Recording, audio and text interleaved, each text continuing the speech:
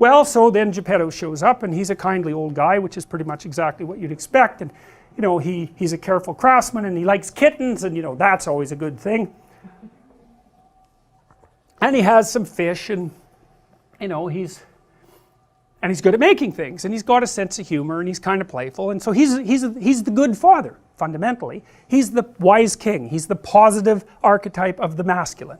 And that's what he is, and so he's culture in its positive manifestation, and he gives rise to this creation, which is his puppet, which is what culture does, because you're a puppet of your culture, you're a marionette of your culture.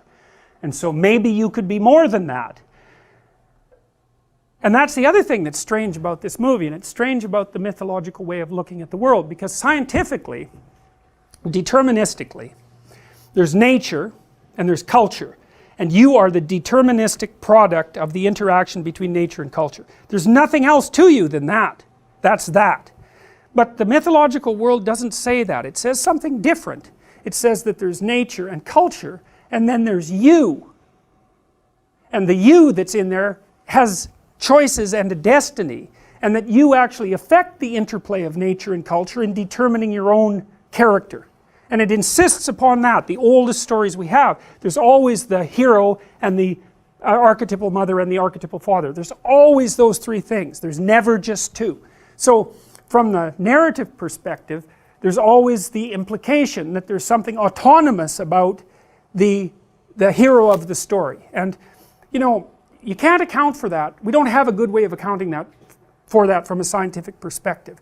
I was having a discussion with Sam Harris the other day, which was very, what would you say? He said we got wrapped around an axle, which is pretty much, Sam Harris is one of the four famous, you know, atheists, along with Christopher Hitchens and Richard Dawkins and Dan Dennett, yeah. And so we were having a discussion, and he's a determinist, just right down to the bottom. It's like you're determined, there's no free will, you're a deterministic machine. And you know, if you're a coherent scientist and you're a Newtonian, roughly speaking, you don't really have much choice other than to think that way, but that isn't how it seems to people, and we don't treat each other that way. And our entire legal system is predicated on the idea that you do in fact have free will. So well, can we account for it?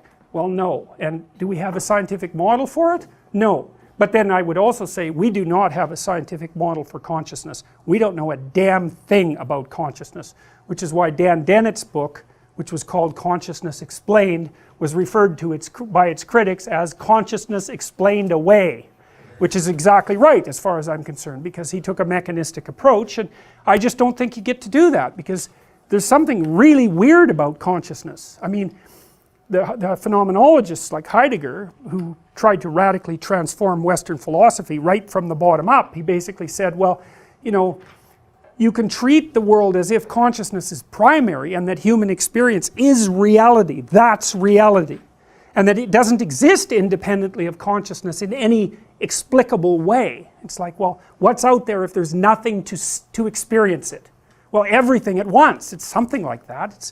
It's not really comprehensible as without a subject. The subject defines it and makes it real. Now, you don't have to believe that, but at least I'm telling you that there are thoroughly coherent philosophical positions that make that case very strongly, and that allow consciousness to exist as a phenomena and to take it seriously. And you certainly act like you take it seriously. You act like there's a you, and that you make choices, and you certainly treat other people that way.